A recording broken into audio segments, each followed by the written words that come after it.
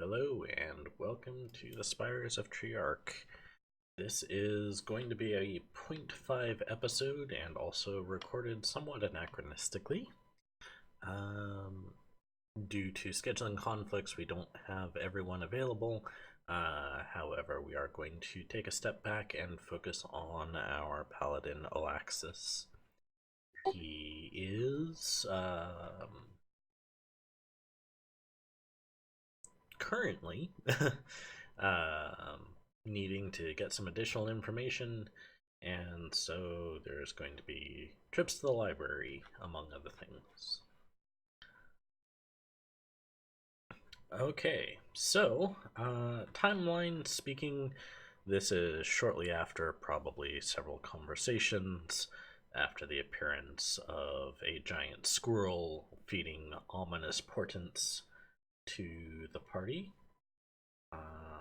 After you have secured the summer palace of an old Aasimar Sultan.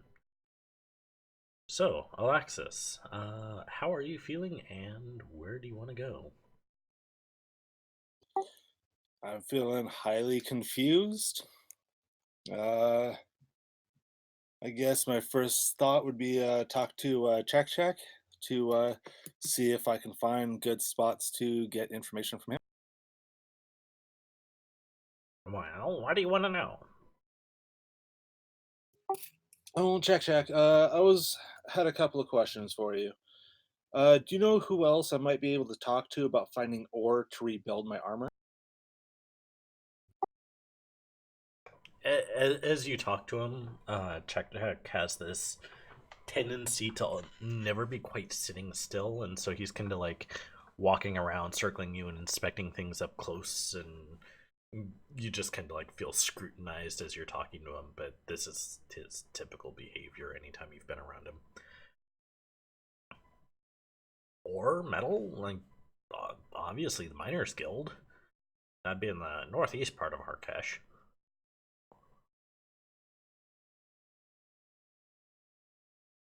Okay. And then is the library the only place to get books about things and just learn about this area in particular? Well, the library it's independent of the dragon kind. Uh, the scriptorum is maintained by the followers of Thoth Hermes.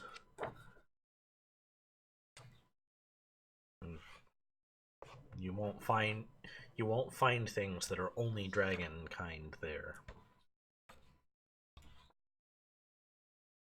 Okay, well, thank you. I appreciate it, Jack.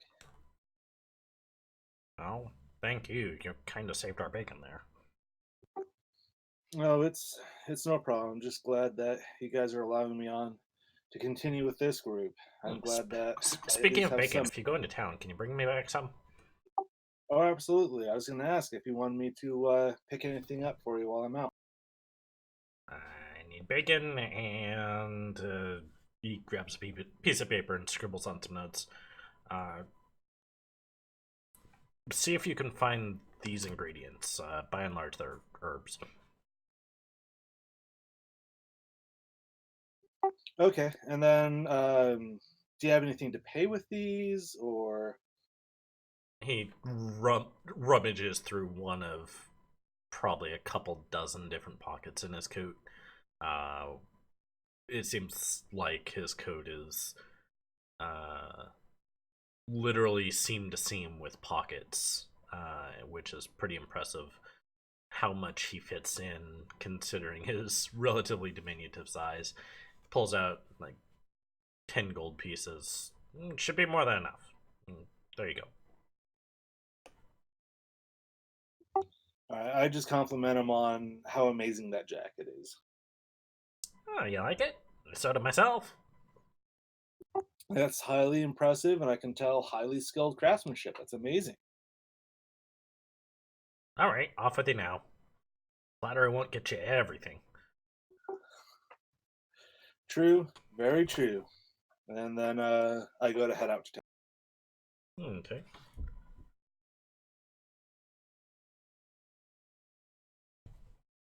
So, for lack of um, concern about the time that you arrive, we'll say that if you hop on your mount, you can basically have him run down the mountain at pretty high speed, and getting into town, you can get there within like just a couple hours if it's just you. And you've probably already identified some outcroppings where you can basically duck away and unsummon your steed. Okay, or can I have him just hide somewhere? Yeah, if you want. Yeah, I'll have him hide. Uh, It's a mountainous region. There's like boulders all over the place, and I'm sure you can find some kind of just, yeah, outcropping or uh, defendable area where he can just nestle in.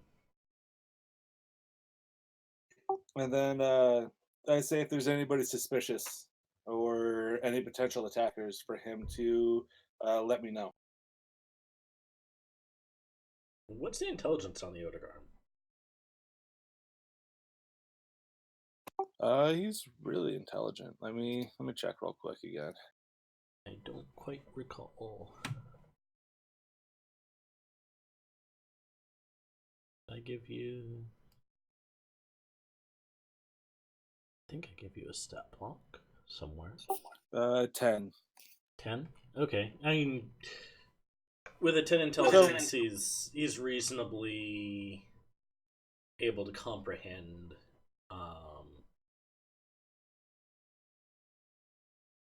Yeah, he's reasonably able to comprehend, but he can howl. well, it's because it's a summon mount. If as long as I'm within, I think it was a mile or two Okay. that we can speak telepathically. Okay. Well, then you get a sense of understanding.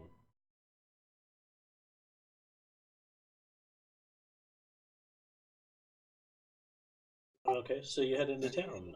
What is your first order of business? Actually, I think my first order of business is to go do the grocery shopping. Okay. Might as well just get this out of the way now. Yeah, you can go ahead and do that. As you're starting to walk towards the city gates, uh, you see more guards at the gates than when you guys left town, and people are being inspected as they head in. It's more like a customs line than just freely walking through now.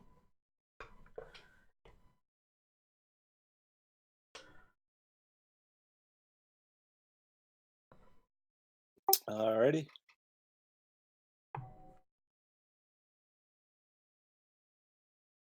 Well, I have nothing to hide, so I'll go right to the lines. Okay. As you're standing in line, you hear the obvious grumbling of various farmers and people like that trying to come in to sell their wares. And people grumbling and speculating as to what might have caused such a ruckus that, they're having to guard the city walls now. And as you are standing in line waiting your turn, you hear a roar. Just it's all around you. Um, Very piercing, very booming as well, coming plainly from a very large creature. Go ahead and roll a perception check.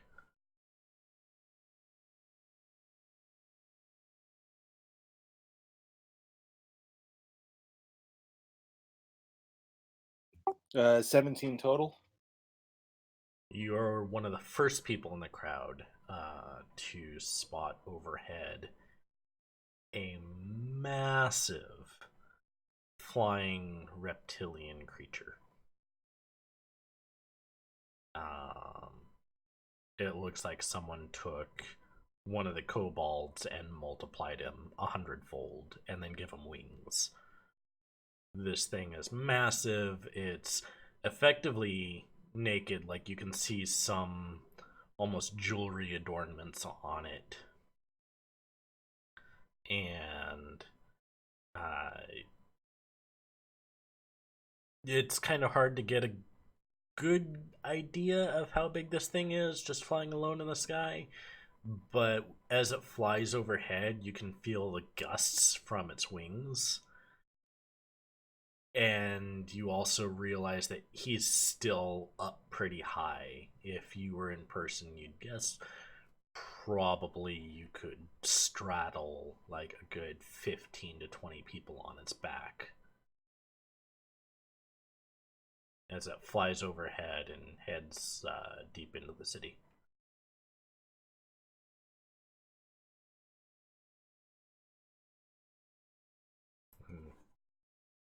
Everyone else is just kind of like dumbstruck. It's like, I wonder what the Lord's doing here. It's been a while since he came to court. I just happened to ask someone in the crowd. Just forgive me of my ignorance. I'm new to this area, but what lord are you speaking of? People stare at you in absolute disbelief. Do you jest, sir? No, my apologies. I'm from very, very, very far away. This is my first time seeing such a. People, by and large, are still in disbelief. It's almost blasphemous um, that you don't understand. And bear with me just a moment here because I had to replace one of my bookmarks and place it somewhere else, which means I effectively, there we go.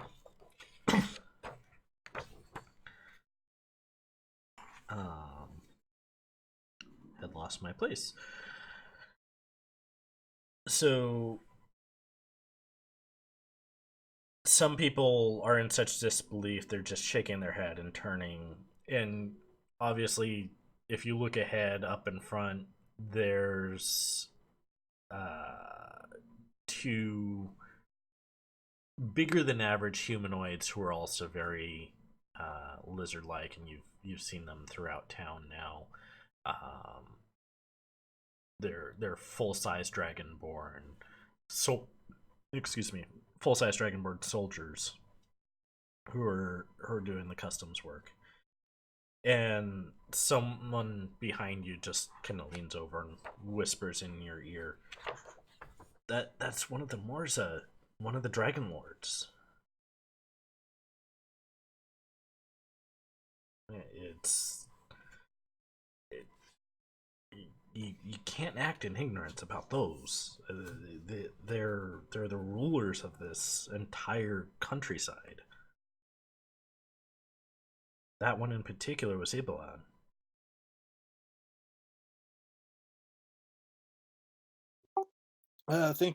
Thank you for letting me know. How many dragon lords are there in this area?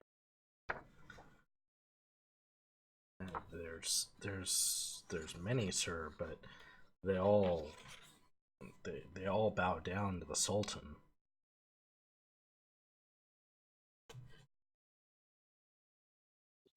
Oh wow, there's a sultan here too. Wow, there's just so much I need to learn.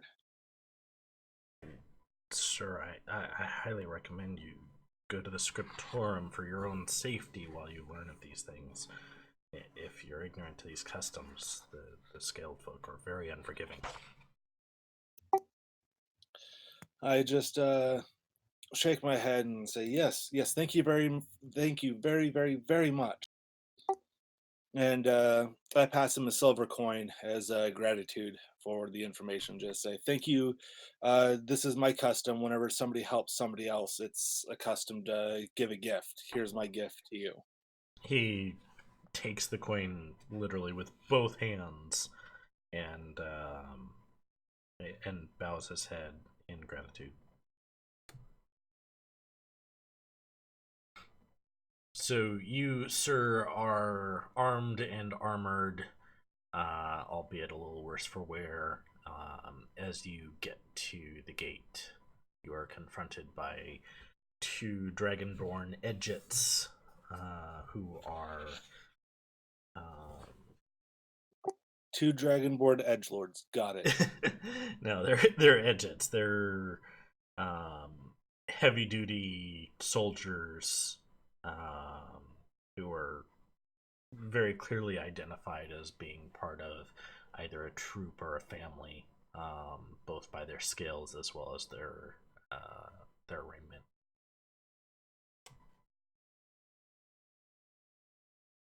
You state your business, I'm here to buy things and inquire about armor. and for what purpose do you need arms?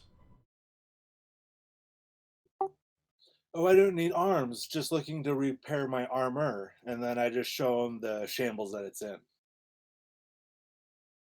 He scrutinizes you, walks up, literally unabashed about just like putting his massive hand on your shoulder, turning around, just inspecting you for any sort of hidden things. Like he pulls your cloak to the side or what tatters of your cloak exist, looking under it.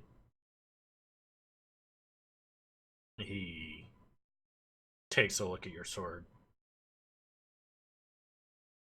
He's very pushy about all of this as well. Just he reaches into a sack on his side and he pulls out a rope.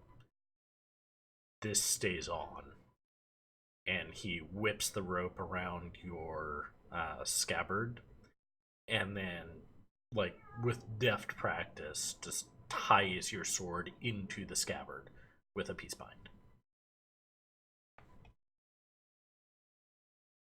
I just asked him, do I have to come to you guys again to get this removed, or can I remove it once I leave the city? If you're found within the city with it unbound, there will be no forgiveness. Tread carefully, smooth skin. Fair enough. Thank you very much. It just jerks for you to pass through the gates.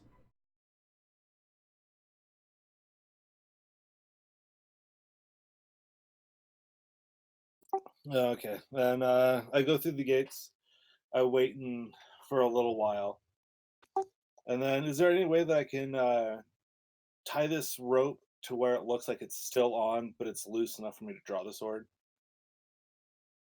Um, so this sword has basically been tightly wound around your scabbard and then up and over the handguard to your sword. And so it's literally there's no pulling it from the scabbard unless you completely undo the whole knot. Okay. All right. Then I'll leave it alone. It's um, 1 second here.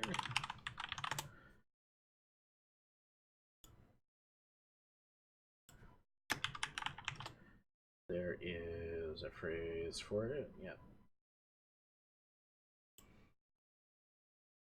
This is a very rough approximation I'm going to show you. And it's not even very well done for that.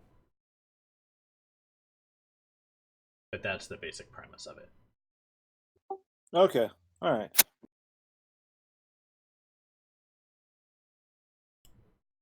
If anything, I can use a dagger to cut it and draw, so we're good. I suppose you could. Do you have a dagger on you? I do. that's been with a smaller rope. Then he bound that as well.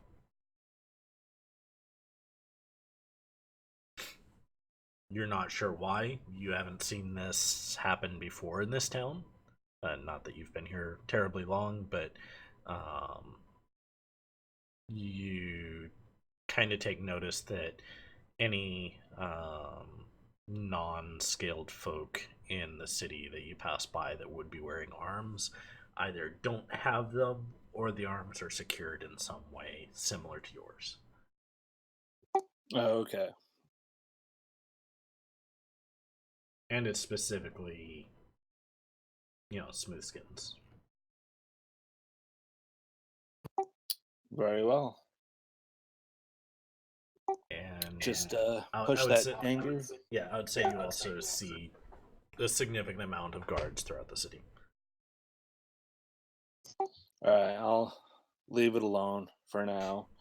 Just push my anger deep down inside my chest where it's healthy and where it belongs. Okay, so you're going for your groceries first? Yeah, we'll go ahead and go groceries. Okay. So you're able to get a hold of much of the herbs that you need. At least you think that is.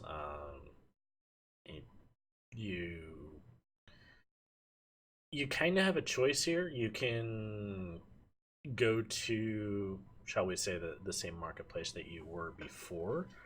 Um, you also see across the main drag, there's another branch of the same street.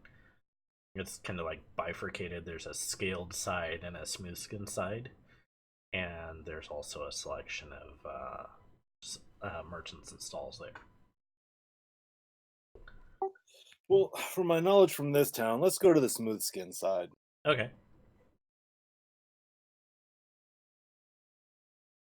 So in the smooth skin market, you've been here before, kind of passed through, so you've definitely spotted some merchants before that would probably know what you need.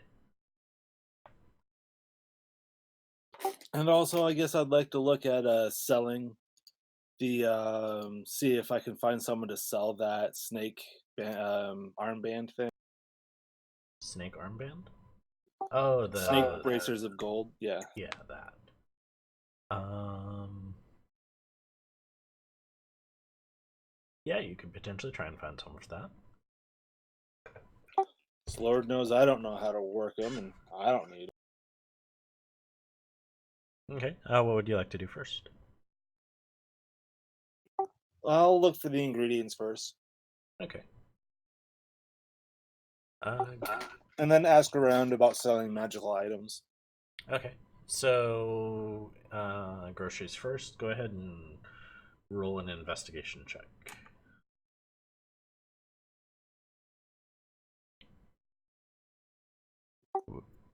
Why? Why did a nat 20 have to be wasted on this? Why? In short order, you find a um. He's a humanoid merchant. Well, he's sort of humanoid. He's pretty short for a humanoid. I mean, you've seen dwarves before. Uh, these dwarves are kind of on the tall side for what you're typically used to, but yeah, just the same. You find a uh, softly dressed man with the finest herbs in the entire market. Greetings, sir. How can I help you? Hello. I was looking see if you might have any these specialty herbs, and I hand him the list. He takes a look at it and just kind of raises an eyebrow. Hmm. Yeah, I think we got most of this. So he just kind of goes down item by item. Mm, this one. Yeah, yeah, I got a little bit of that. Now, I'm not sure it's going to be as much as you need here, but I definitely got some. I'll take what I can get. Thank you. Okay. You're needing something to carry it? Yes, please. Alright. He pulls out a kind of a multi-pocketed or very very loosely pocketed cloth sack, and there's about 5 to 6 ingredients on it, and he measures stuff out and puts it into the various pockets, and there's a tiny little cloth button. He just pops it in. He's in good shape. And it's like, now this one. And he holds up a slightly flowering herb. It's got kind of clover leaves, very rounded, very bubbly leaves in that sense, with some deep purple petals strewn throughout. Unfortunately, I only have like half of what you need here. I'll give you a discount, but it's all I got. I'll take what I can get. Do you know where I might be able to find the rest? Mm, well, given this note, you can go across the street to the lizard folk herbalists, and maybe they'll find something for you. They don't have much use of this stuff, but they as a result they may have a bigger supply than I did. Okay. Well, might have to take my risk over there. So thank you. I appreciate it. Glad to be of service. That'll be 6 gold. All right. I hand over 6 gold. All right. He thanks you for your business. Where'd you like to go?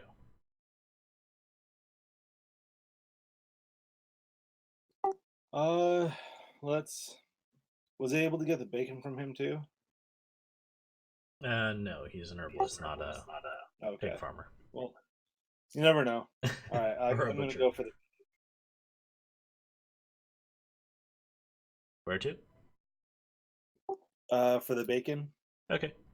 You're able to find some, uh, just a little ways, a few stalls down. You're able to find a butcher who can sell you some pork belly for, like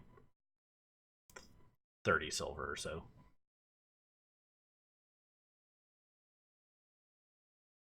Oh, okay. I have no reason to haggle. Yeah, I'll do some 30 silver for that.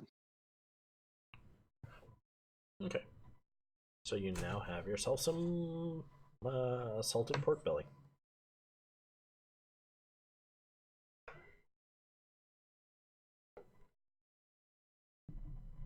Okay. Um, Before I head over to deal with the scaled ones, I'm gonna go over to the scriptorium. Okay.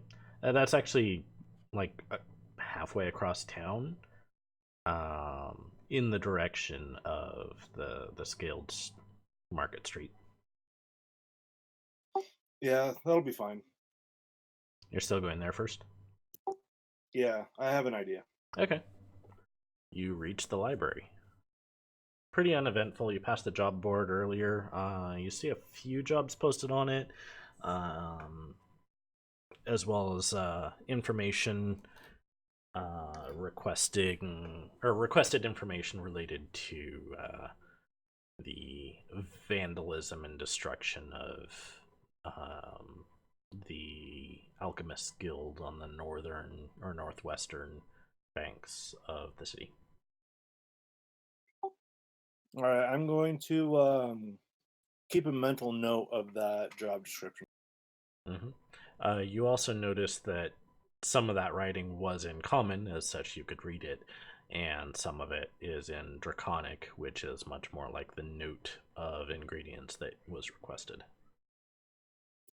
Okay, and as a note, I can speak Draconic. Cool.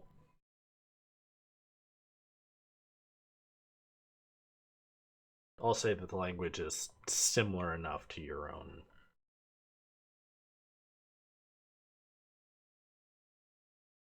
But that would be why the herbalist raised an eyebrow at you.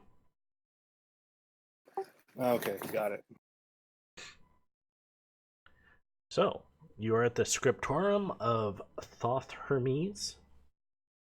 This is by and large staffed by humanoids of various types. You see some dwarves walking around, as well as just humans and even a couple of elves. This place is big. It's not only the center of worship for most of the non dragon gods in the city, but it also works as, or it doubles as a record keeping organization, um, be it library, maps, public records, historical records, most, most things you can find here. Okay. All right. I find someone to see if they can help point me in the right direction. Okay, yeah, you find a page without too much difficulty. The staff is all here. They wear just a basic white cassock with a red sash on it, and so that's what very easily distinguishes staff. How can I help you, sir? Excuse me, young sir. I'm just looking for information, not only about the city, just like the dragon lords and sultans, but also see if I can find maybe histories of or stories about the different gods and different religions of this area. Well, we're glad to be of service, sir. If you head straight in the hallway, immediately on your right is the religious wing. You can find statues and gathering halls for many of the various local deities, albeit not the Dragon Lords. They have their own places of worship in the city. And if you travel further down the hallway, three doors down, you will find the uh, city historical room. Um, if you want regional, it would be one door sooner. Okay, well, thank you, kind sir. Glad to be of assistance. If we can help you with anything else, please let us know. Will do. All right, I'm gonna go to the religious hall. Okay, so uh, first right is basically the entire building structure branches off into a whole wing, and you go into this wing. You find what is effectively uh, rooms segmented off with statues of various gods, and in each of those rooms is an antechamber where it has most religious documentation pertaining to any particular god. Okay, I'm gonna start rummaging about, seeing if I can't find anything about Besheba. Okay, roll investigation.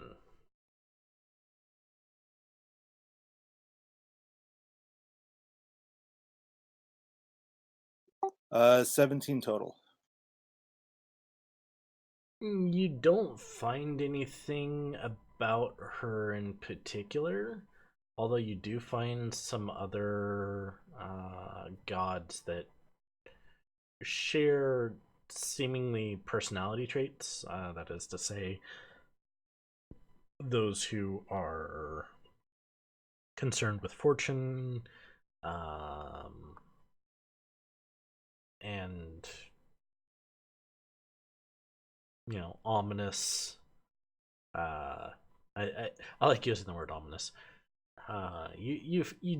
You find some similar deities, but none specifically mentioning Bishop.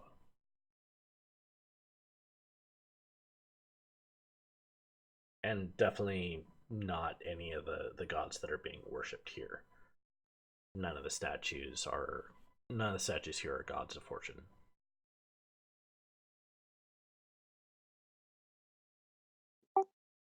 Okay. Um, I kind of start wandering about to see if I can't find anything about just different worlds or planes. Okay. You don't really find anything particularly in the religious wing. You find references, obviously, to um, heavens and hells, specifically by their multitude of numbers. There is 11 hells, and then there's references to Valhalla, the Storm Court, um, a few references to the Shadow Fae and the Shadow Fae Court, but mostly in passing for those. There's definitely references to Valhalla a fair bit here, as most of those gods, meta speaking, those they're by and large Norse gods, with some that would be Egyptian equivalents as well. Okay. I go find another page and see if they might be able to direct me towards if there is an area about gods that aren't necessarily worshipped in that area. You find a page there. They would recommend that you check out um,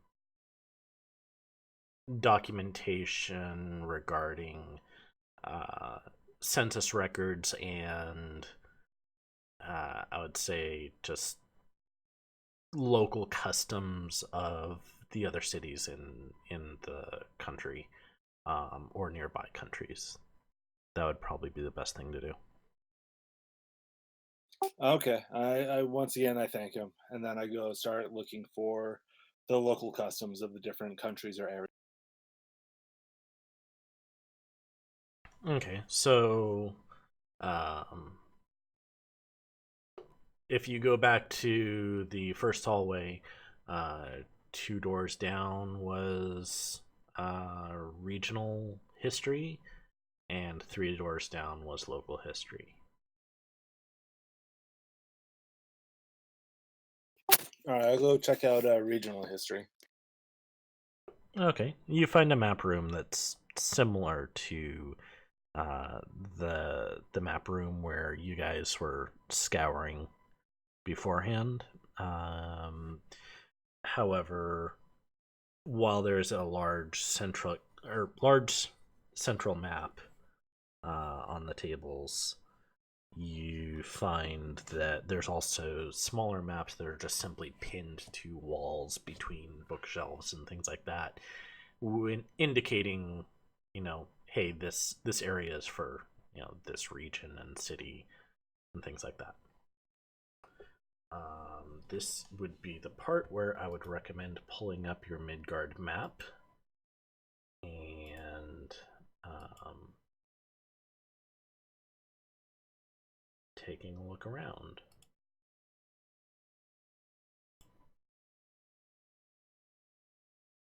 Do you have that bookmarked? Unfortunately, I do not. And I'm trying to look for the link.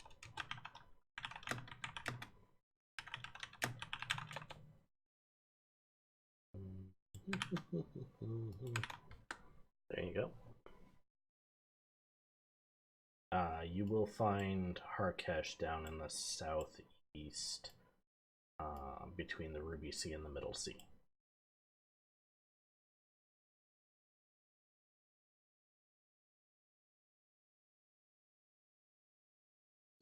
Sorry, still looking here. No worries. Oh wow, you can zoom in and out on this thing. All Yep. right, just learned something new. All right.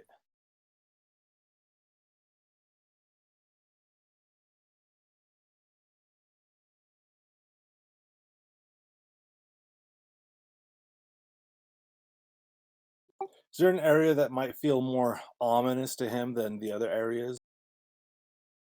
Not particularly. You're familiar with Nuria, um, because you passed through there to get to Harkesh. That said, to get there, you did briefly stop at one of the islands in between Nuria and Harkesh. Um, Briefly, very briefly, anyways, transported to Heraklion, and from there, uh, your boat traveled up to Achelon, um, and then over to Harkesh. And it was basically just stopping and picking up cargo in a trade route.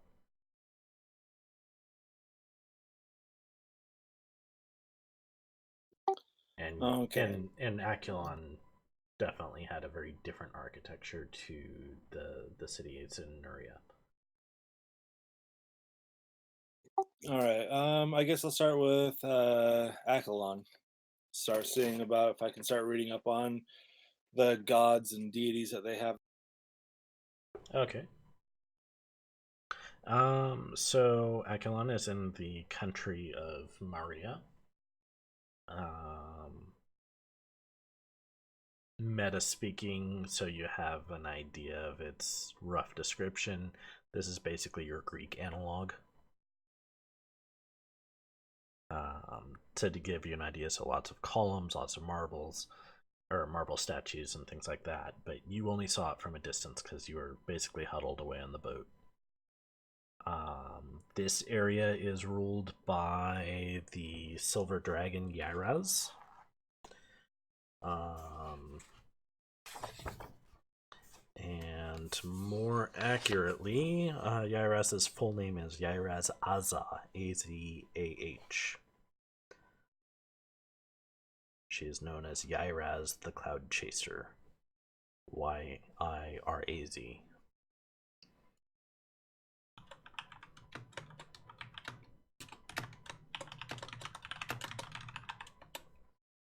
And she is the Morza of the Silver Frost. And that is her title as the Dragon Lord of that area.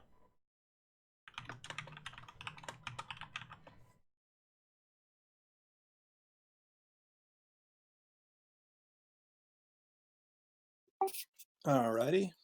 Um, Go ahead and roll religion for going through their customs and investigating things.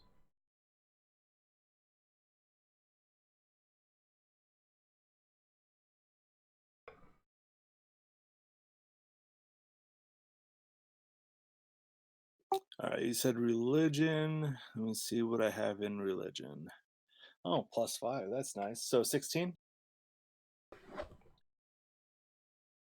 With some very deep looking, and this takes you several hours of pouring through documents, you're able to find that Maria is much more human friendly, and by and large, they've been allowed to keep their customs, even though they're being ruled by a dragon lord. In fact, there's much fewer dragonkin in that area than there are humans. And so you find a number of deities there, several of which are gods of fortune. One in particular, Mammon, Mammon, is referenced once in the documentation that you can find by the name Bashava. And this is described as Mammon sometimes wears a mask known as Bashaba to those who would prefer to worship a female deity.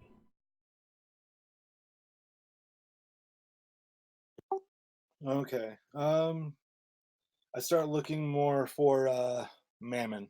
Any information about Mammon I can pull.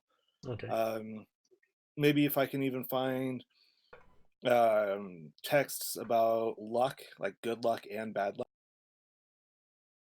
Okay.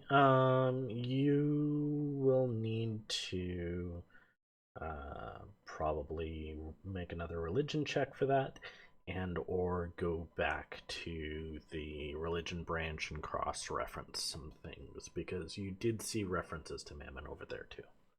Very briefly, there wasn't like a statue to worship or anything, but there was some documentation. All right, I'll go back over to the religious wing. Okay. So looking back at the documentation that you found, uh, you're able to determine that specifically, now that you know what you're looking for in the Pantheon, um, Mammon's persona, I say persona because you start to see the word mask a lot. Basically, gods having different personas to represent different facets of their personalities. It's not that hard to.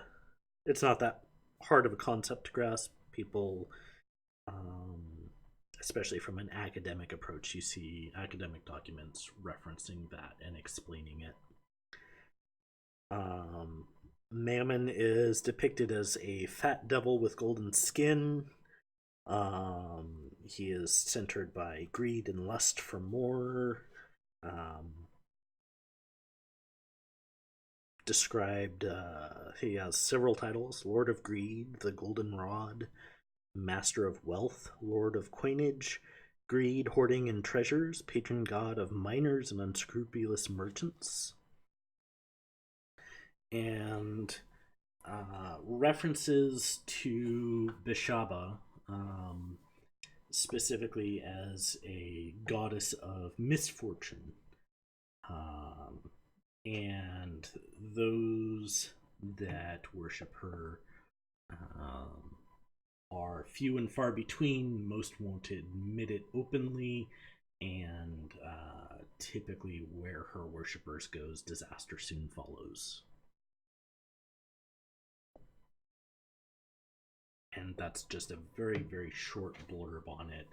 Um, People are very hesitant to even bring up Bashaba's name for fear of invoking her.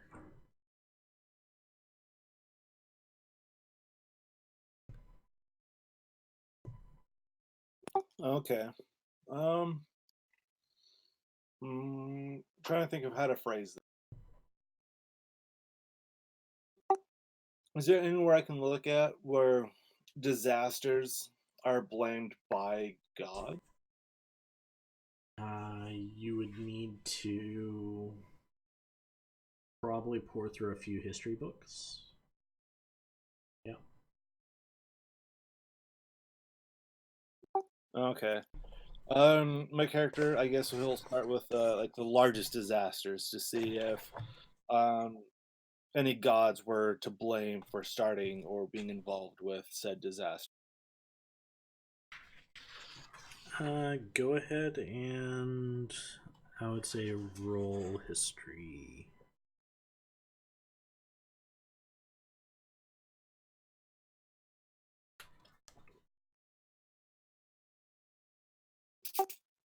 7?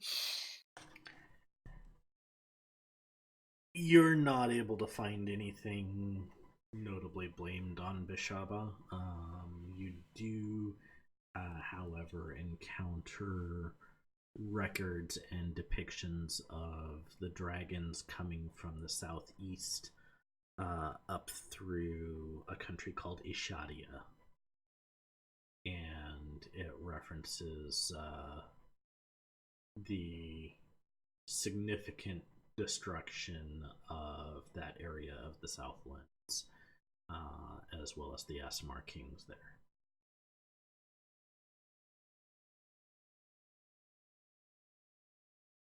Okay.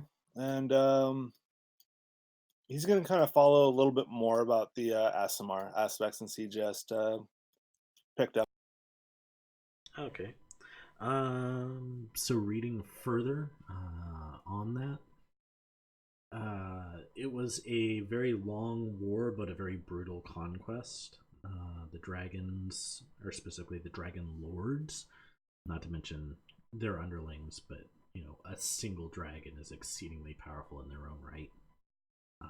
Literally had the Aasimar pushed all of the way to the gates of their capital city. Their population has been absolutely decimated. There's by well, you don't know how many are left now. You would have to try and find some census records. But it eventually, while it didn't grow to a stalemate, the excessive time spent in a wartime state, eventually the dragons settled in Harkesh and spread out from there, um, making a conquest of Maria, the Ruby Despotate. Briefly, anyways, the Ruby Despotate actually became independent and not ruled by dragons. Kalpistan and a few other areas, Betik and some others. They tried to push into Nuria, but the Nurian god kings were able to rebuff them.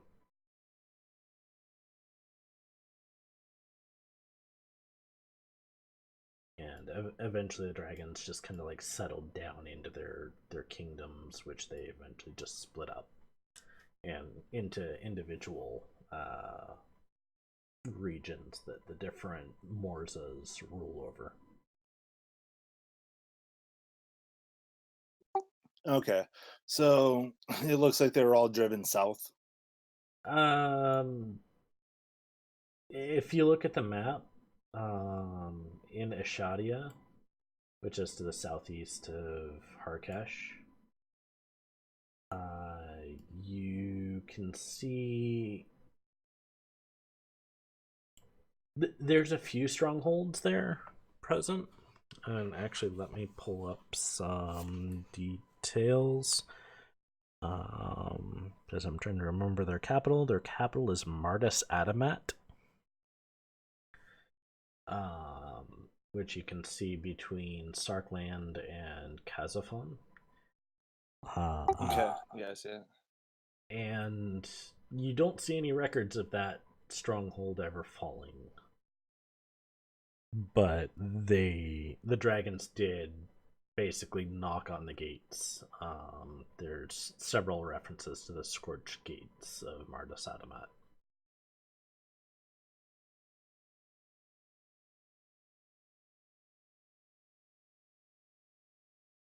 All right. Is there more you want to look into on that front? I'm just looking more to see if they might have any customs or religions So in trying to that find area. cultural references on Ashadia. Right. Mm-hmm. Got it. Okay. Go ahead and make a history check on this.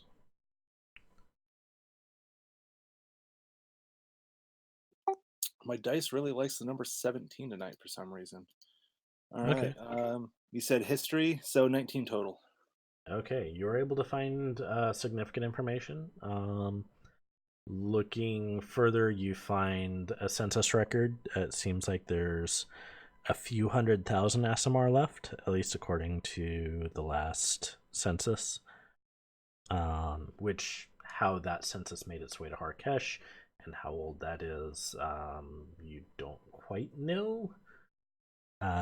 But you do see a record indicating a rough number of a couple 100,000 spread throughout Ashadia.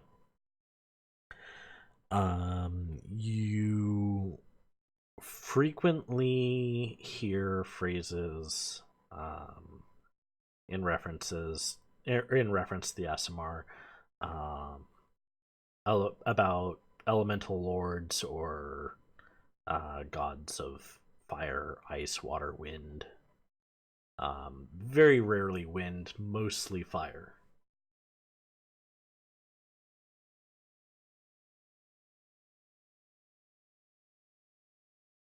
And this kind of coincides with the summer palace that he just took over as fire was a very heavy theme there. Okay. Would my character know if Bathsheba would be involved with fire itself? Mm, from what you read of Bashaba, it references to her were mostly up in Akulon and Maria as a whole. You don't see any references to those gods down in Ashadia.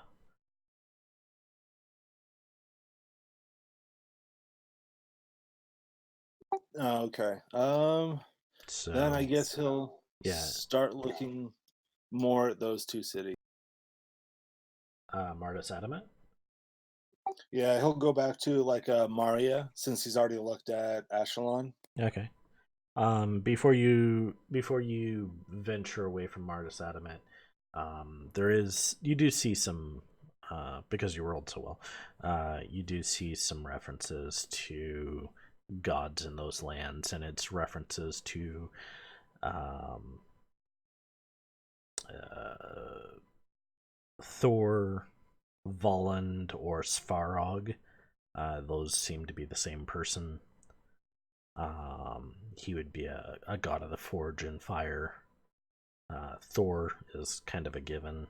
Um, and Boreas, who is a winter god that is also referenced in Maria.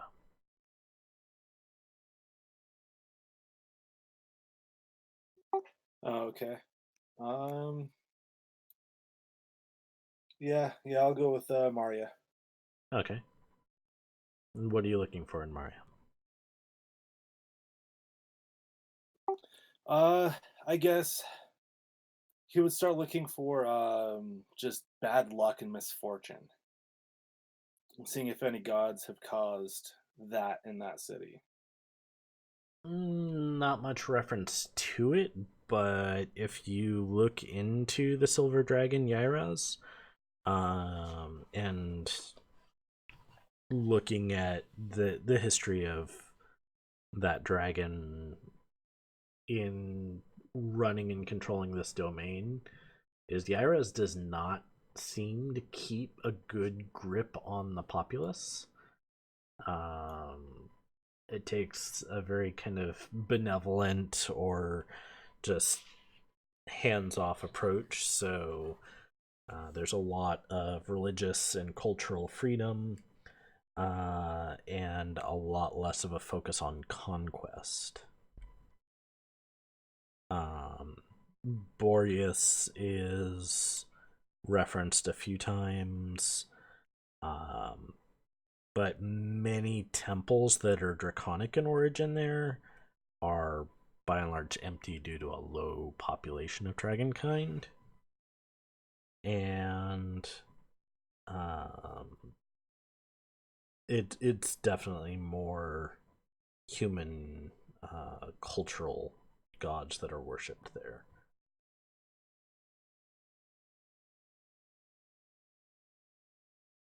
Okay. And you do see references of um, significant combative losses, where Yairaz has lost territory to other dragons in the area.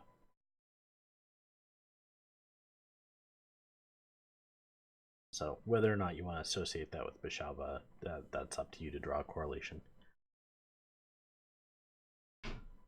What you end up seeing is mostly military records or territorial changes, census records, or census reports. Anyways, the actual census records would probably be in Akulon or Tirke. Okay. Um. He would start looking more into gods of doom and gloom and misfortune and essentially just the evil gods to see what you can learn about. Well, what are you wanting to know? Because there's no shortage of gods, and they come in all shapes and sizes. Is there a specific amount of information or a specific type of information that you're looking for? Well, you would start weeding out all the male gods and start looking for female gods and Okay. seeing just like what they've done, um, or what at least what they've been blamed for, and if they have any followers or anything like that. That's kind of a tricky one. Most evil gods are not openly worshipped. They're referenced, but they're not openly worshipped. There's Marina, the red goddess of winter, lust, sickness, and death. Um, she is also known as the Blood Maiden. Um, looking through here.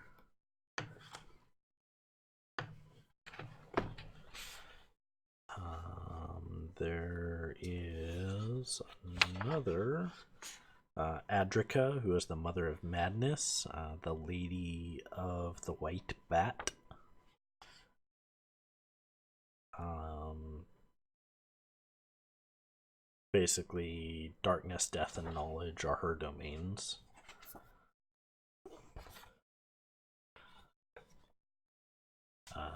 There is Hecate, who kind of rules over knowledge, darkness, and death.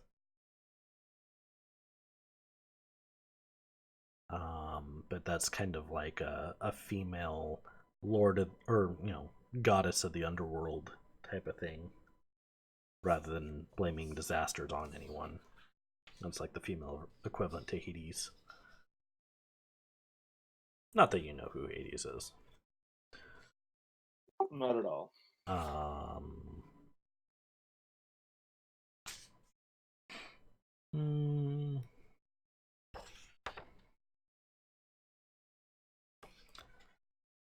and there's Bastet, the goddess of cats and hunters. Okay, well, he started getting a little bit more frustrated and irritated because he can't really find much on Besheba. So I guess he'll go ahead and close that, and then just because he's curious, he's never seen a talking squirrel before, so he's gonna look up lore on talking squirrels. You find them in reference to the northern gods. You find mostly in terms of prophecies. That's where they get brought up a fair bit more, and in reference to the world tree.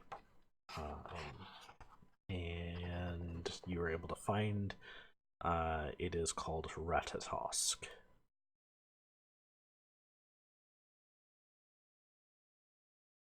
But other than being a herald to the gods and to prophecy, you don't find too much on them.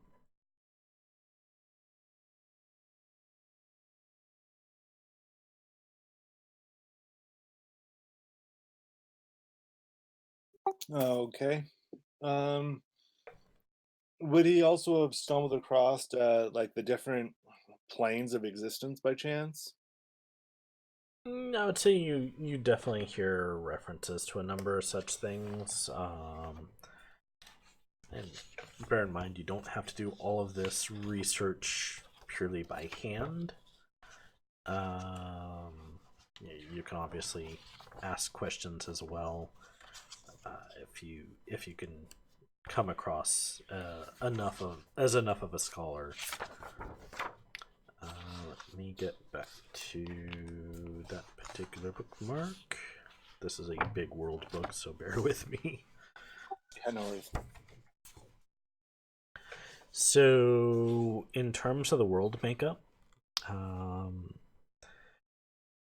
the world of Midgard is very much always depicted like a large coin surrounded by a massive snake. Just one snake encircling the whole thing. Okay, that's interesting. And Is it a child of Loki? it's not explicitly mentioned on that front, but you do see references to the name of the serpent being Velis. So on one side of the coin is effectively where you are. The opposite side is called the Bright Land, also called the Elf Lands or the Summer Lands. How you get there is not something that you encounter in your reading, and in reading there is mention of a shadow realm between the two.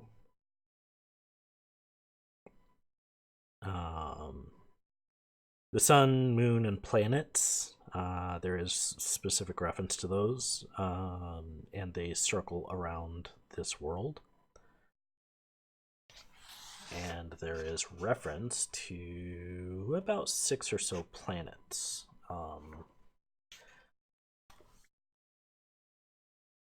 There's 5 that are specifically mentioned here. Basically, rumors of a 6th have been spread about by elves. In reference to other planes, there's reference to the 11 hells. Hells of fire, ice, darkness, Styx, insects, plague, acid, cannibals, ignorance, lies, and blood. The list is across a few different sources different. There's references to planes, so there's Evermaw, the plane of undeath, which is sometimes lumped in with the 11 hells, and sometimes it's not, and it's differentiated. There's Ginnungagap, the yawning void.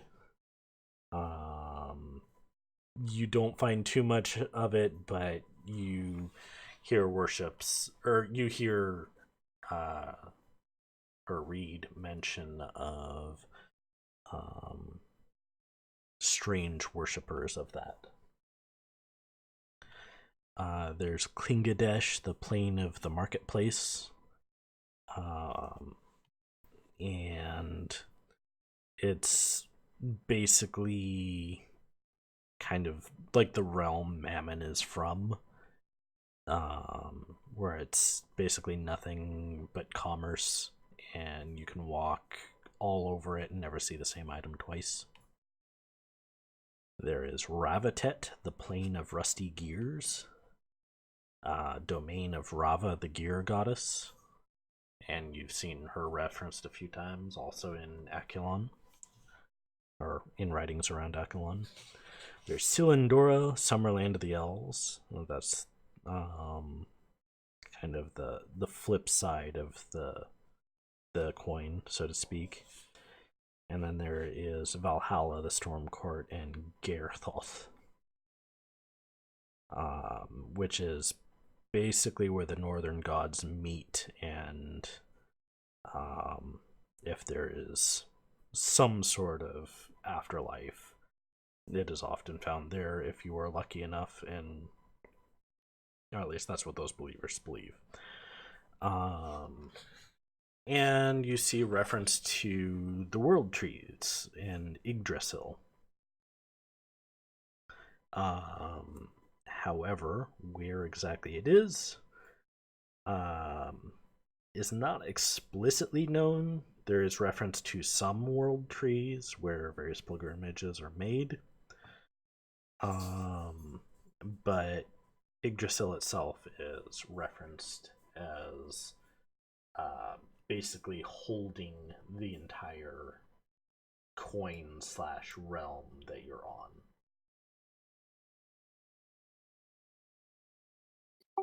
Okay. He's gonna start. I guess I'm gonna start thinking about it, and then see if I might be able to find a scholar or just someone who's above a page to see if they might know more in detail or depth. answers for the questions I'm looking for. Okay. Bear with me 1 second. I have a rabbit who is begging for attention. I'll be right back.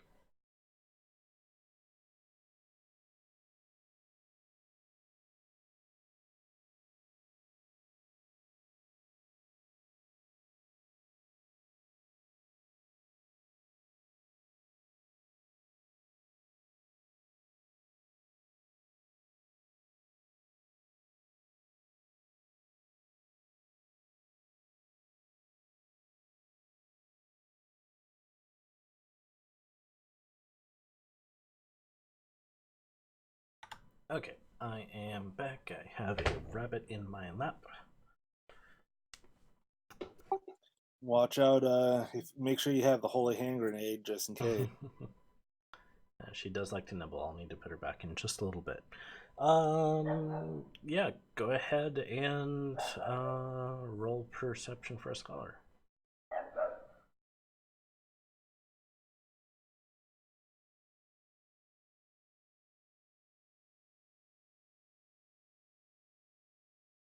Sorry, give me 1 second. I went to click on my D&D Beyond page and I accidentally closed it. Okay. You said perception? Yeah. That'll be a 12. You're not gonna be able to find someone who's like, you see scholars around, but most are too busy to help you. You just don't have much luck on that front. Okay, then he's getting kind of frustrated because he can't quite find all the answers that he can think of. So he's You gonna start definitely looking. got leads and clues. Yes. There's one thing that he was curious about as well, about the Sultan, right? Is that what that was? Yeah, the Sultan. The local empire? Yeah. Okay. We can definitely delve into that. So, going back to local history and the Dragon Conquest. Let me get back to those pages. So, a few hundred years ago, you find records of basically the dragon's conquest in forming the empire and what formed the basically the events leading up to the creation of the Marathi Empire.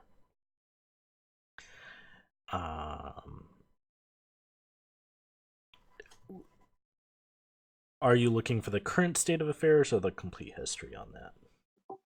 Current state of affairs. Okay.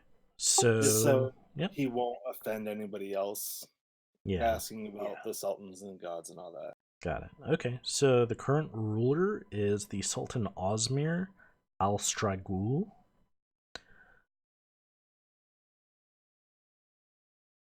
And he is Lord of the Legions, greatest of the warriors, master of the ocean waves, marshal of the clouds and breezes, keeper of the empire's secrets.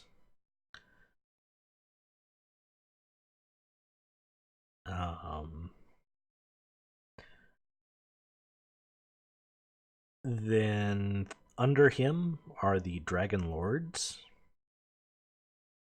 There is Atesha, Heart of the Desert. He is a fire dragon. Glauvistus, the Scourge. Also a fire dragon, or a flame dragon. Sorry, say that last one again. Glauvistus, Glauvistus.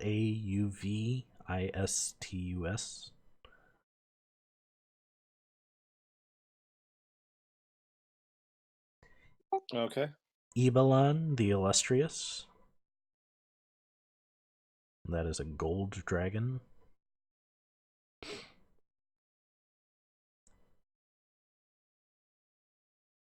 All right. Lashmarak Talsha. That is also a fire dragon. Fire being red dragons.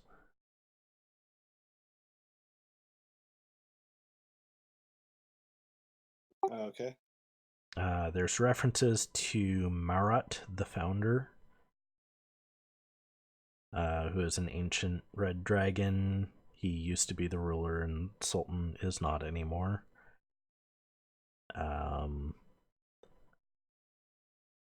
Whether or not he's still around, you would have to do a search for that. Then there is Parsis the Hidden, who is a gold dragon. Ruzgar, dragon of fog and hungers. That is a cave dragon.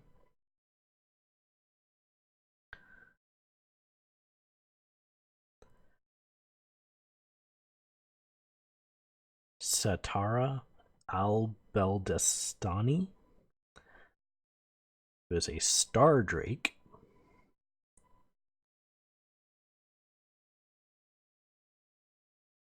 And the last is Yairaz Azza, who is a silver dragon.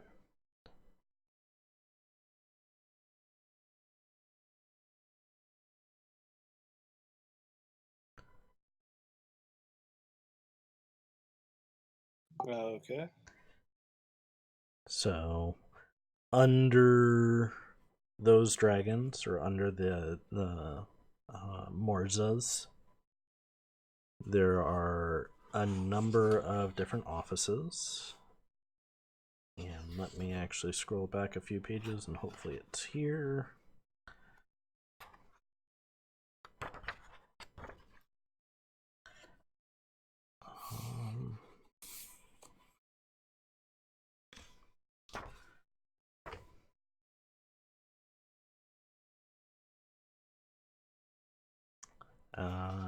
Okay. So under the government, you have soldiers and nobles.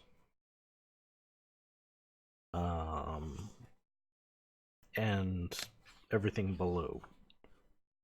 So this is actually going to work up the hierarchy. So you have the jackals, which are at the very bottom of the social pyramid. So you're talking humans, dwarves, ogres, gnolls, giants, and basically all the unscaled. Dragon folk call them Jambuka, which after reading this, you're basically reading an almanac that someone wrote probably, a couple dozen years ago that's just been sitting there dusty. This is pretty much common knowledge to everyone, but it's a library, so stuff gets stored.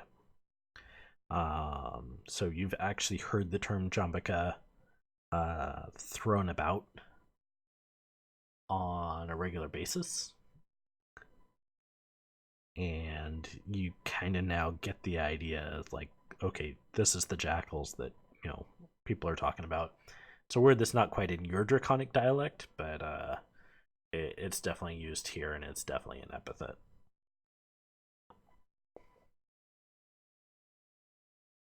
Noted. Above that are the Koboldi,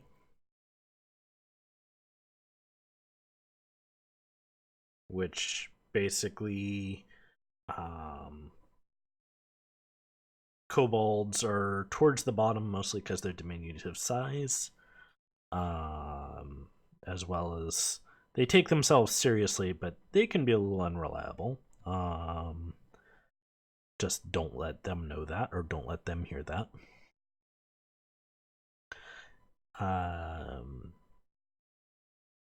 You see references to a typical Marathi army, referred to as its 20 victorious legions and 5 fleets. The actual count is a little bit less now.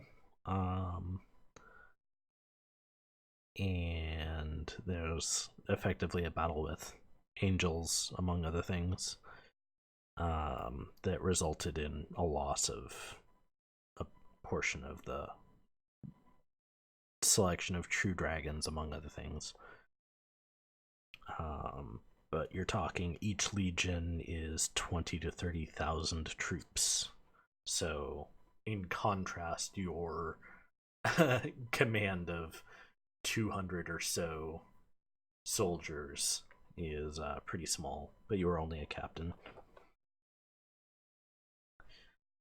And this bunny is getting a little feisty. So, above that, there's the Sekban, or the people, which are your motley mix, lowest rank of dragonkin. These are people who are not well connected enough, or to with enough ties or family resources to be considered nobles. There's the Edgit, which are the elemental families. Very often, from these are very heavily stocked and armored elemental families of dragonkin, and they're often devoted to the four winds, and very often become officers of various sorts in the armies. There's the Akinji, or the fighters, which are basically the Empire's cavalry and elementalists. And then above that, you have the Timarli, or the nobles. And this is kind of where your ruling class is, minus the actual government administratives. These the nobility and high class dragonkind. These include true dragons, drakes, and wyverns, and other large and powerful scaly folk. Probably including some very strong and powerful dragonkin. And above that is the scaled lords, which you're talking like governors and knight commanders, basically about 500 or so dragons that rule the various kingdoms throughout the empire. And then there's the 9 Morza, which are the great dragon lords, and you're talking like whole regions, your equivalent of kings. And then the Sultan, which is effectively the emperor.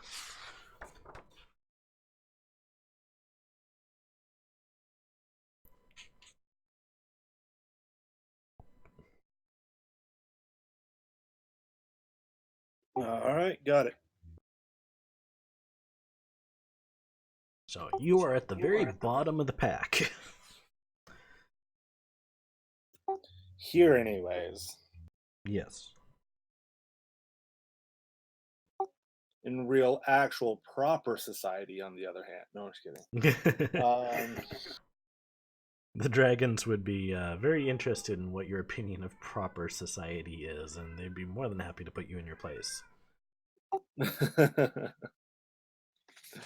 Anywhere that doesn't have dragon or scaled things, those are the proper places. Uh-huh. But yet you're here. Not by choice. I'm just here. No. Okay. That helps answer some of those things.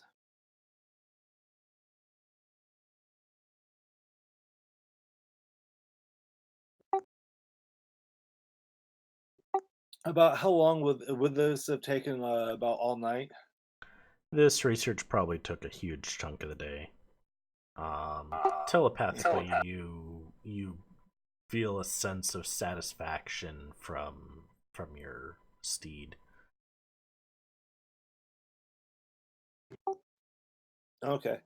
Have the shops closed yet? Not all of them. All right, then the only thing that I can think of right now, just I guess I'll grab a room for the night, and then first thing, early in the morning, I'm gonna go start looking at the ore mines. Okay, you can stay in Chak's old place. It hasn't been just snatched up or anything like that. It's still owned by him. Um, so my question, in the nature of things, where is Alexis's heart, religiously speaking?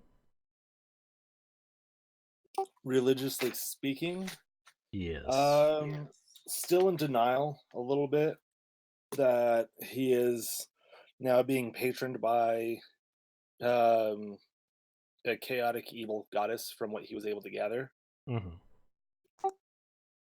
and still not quite ready to believe that he's been a broken oath paladin, even though he's seen powers he's never possessed before. Gotcha. Um, that was also another thing you wanted to look up, right? Was records as oath breakers. Right. You find it doesn't take much searching because there's basically uh, much like your own world. Not that you've really known any oathbreakers, but there's two classes of religious um, soldiers, I guess, clergy in terms of how you would stand versus others. Is there's the clerics who are actively worshiping and running churches, and then there is paladins who are basically holy soldiers, and they are powered by their oaths. If they break their oaths, they just become a normal soldier as far as you can find any record of. There's no reference to gaining dark or weird powers.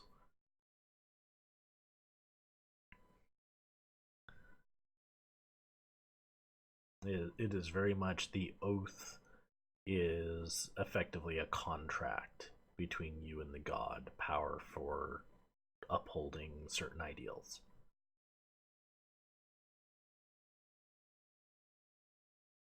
Okay. Um, then I guess he would also look for paladins who have been adopted by other deities after breaking their oath. There's reference that it's possible, but it takes a significant amount of atonement.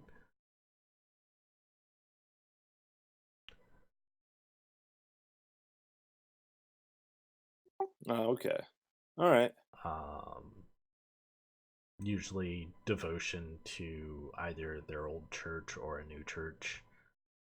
Um, but breaking an oath is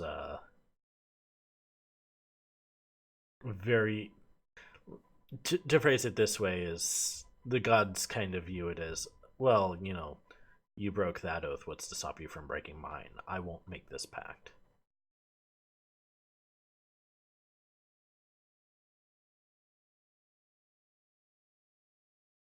Okay.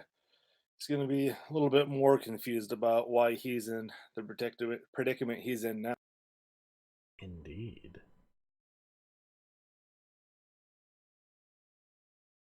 And I'm going to have to mull over and see if I can't figure out any ideas from the clues Okay. that were left to try and flush out about Bathsheba more. Okay. Well, um in all honesty, it would probably do you well to travel to Akilon or the capital city there, Tirku, to get more of an accurate, you know, more details, so to speak. There's limits to what remote libraries might have on a region, Okay, got it. which would mean traveling to the domain of the Silver Dragon.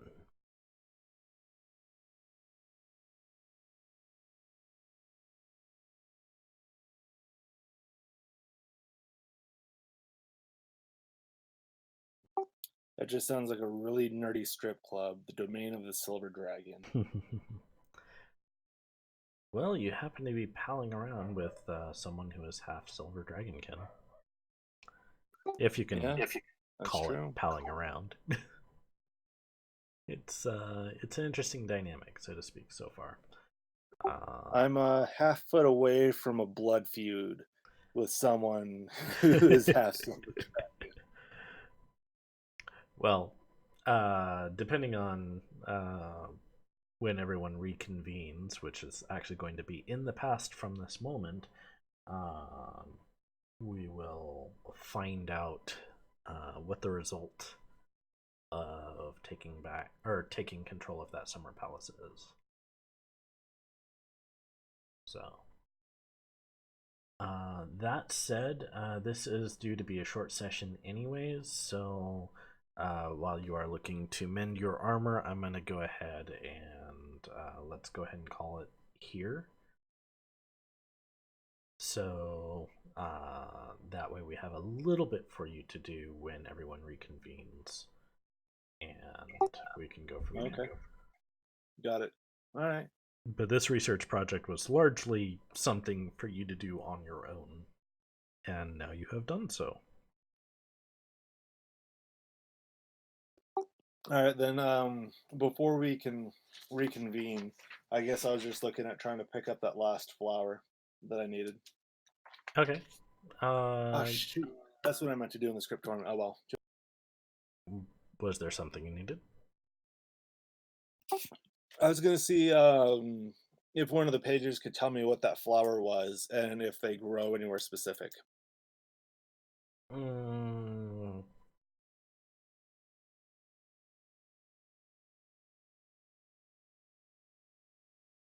I mean, they can point you to a section on botany, but the books around here are pretty vague about such things.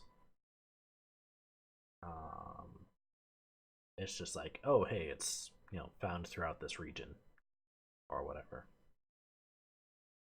Um, you're not exactly gonna find a map where it says, oh, you will find it under this rock on on the hill right outside of town. It's very much going to be kind of just, hey, it's in this region. Okay. Well then, I guess I'd go to pick up that last flower Okay, before going on to my other tasks. so without too much difficulty, you do find a kobold merchant who's selling herbs.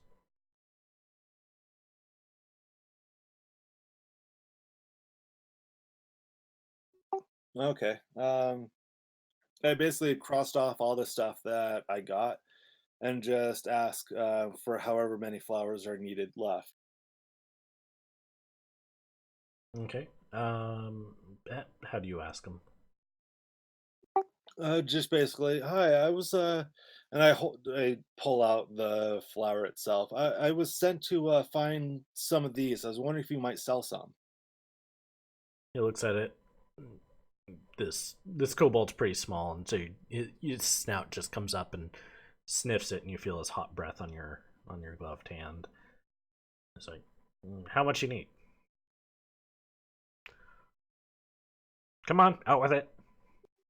I say however is left that I actually need. I don't know personally. 5 gold. 5 gold. That seems pretty pricey for just a flower. Hey, take it or leave it. I got a business to run. How about I do you 4 gold? Roll persuasion.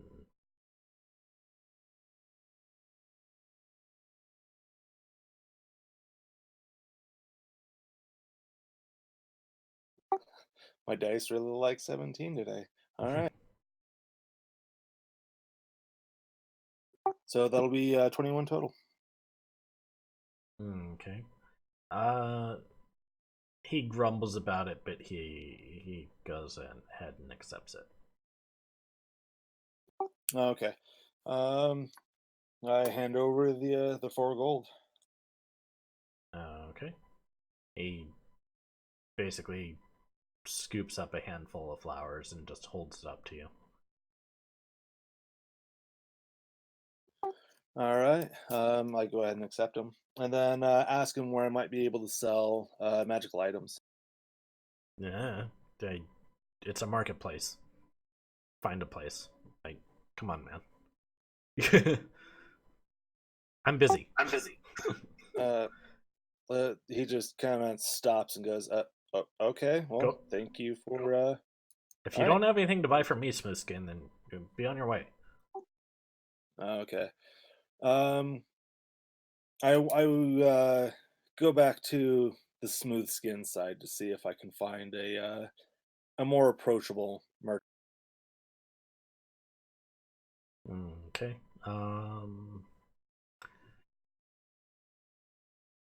Go ahead and roll investigation.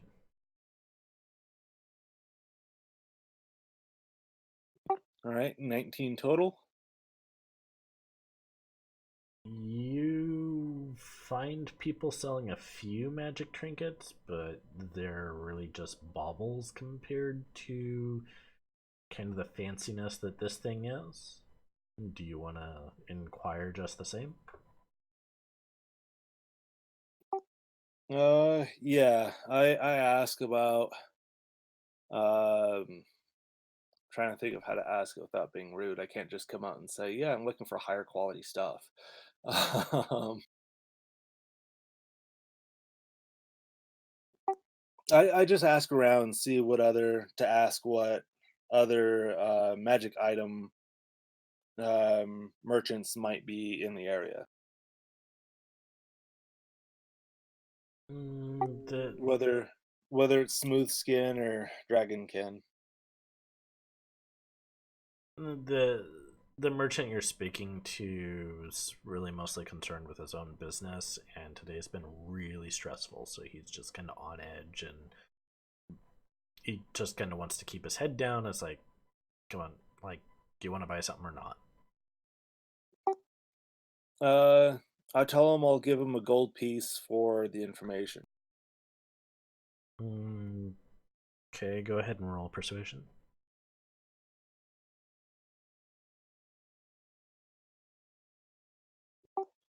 17.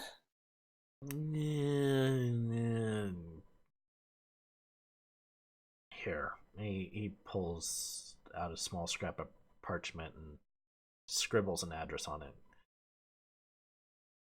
Knock on this door before the sun comes up in the morning.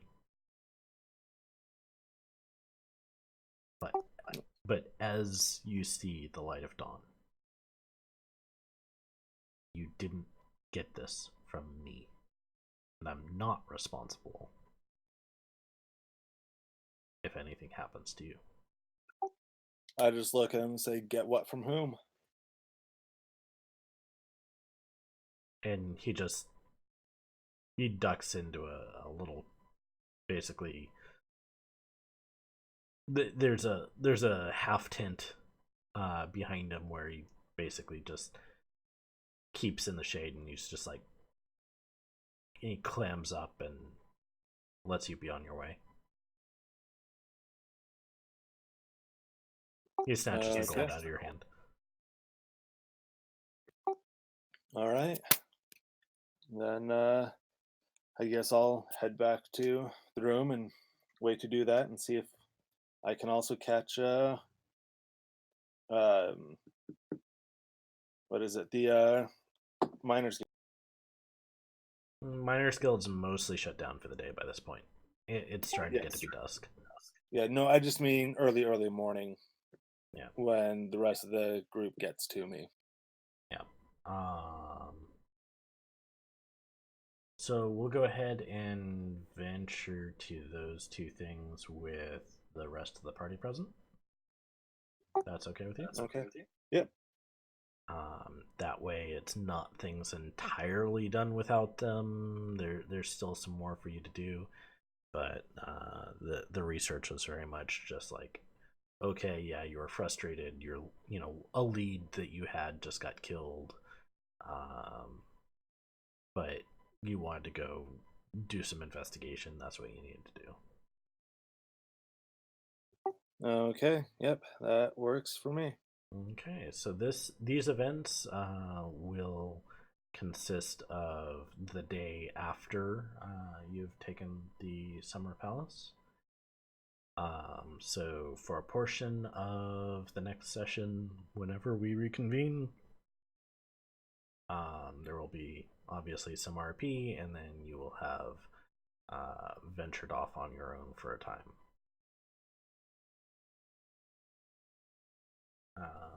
And we will discover what the results of that immediate time period will be uh, when that session takes place. All right. Well, thank you for watching this half episode. We will see you next time.